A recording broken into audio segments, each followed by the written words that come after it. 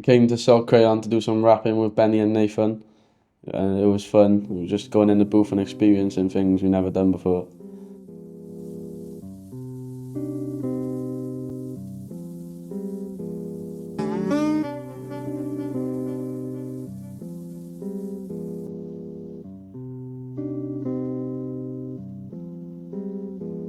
My name's Abena Mensah. I'm the Young Persons Coordinator at National Theatre Wales.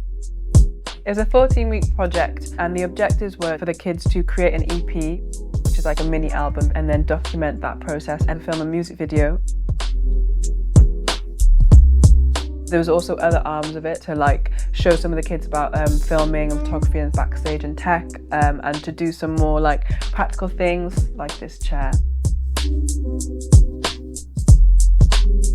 We just wanted to kind of try and inspire the kids to be creative and try something new.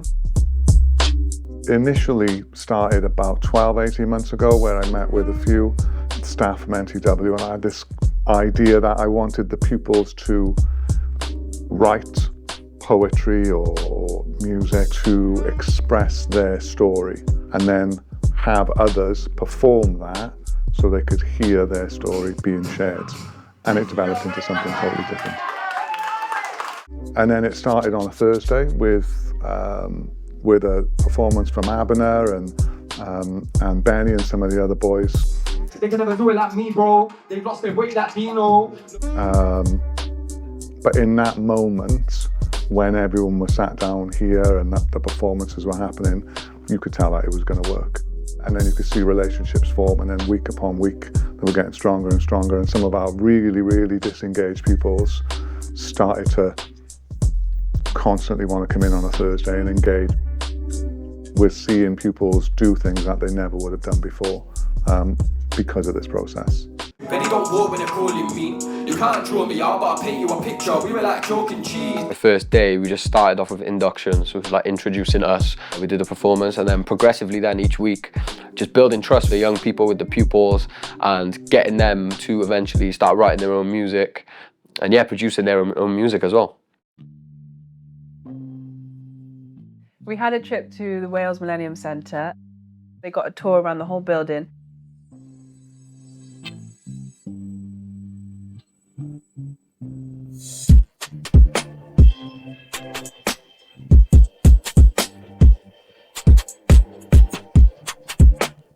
And then they also got to do some rigging. It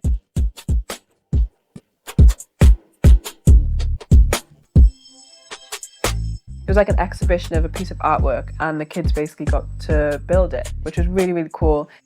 The nicest thing was like when Silk Crayon came in, Benny and Isaac and Nathan, and they managed to create an environment where the young people were really into making the music, like doing the rap. So there was like a hardcore group, I'd say about 5, 6. They didn't just say, come up with a rap and sit at the table.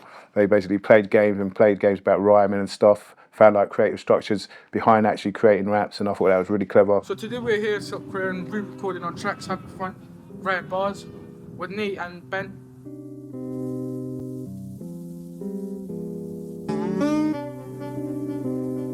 We went to the studio to professionally record all the demos that we'd been working on throughout this project. And to see how far they've come from when we started here, absolutely no interest, like, you know, complete stubborn to the idea of making music, and now to see them in the studio, putting their music down, recording the songs with confidence as well, like it's good.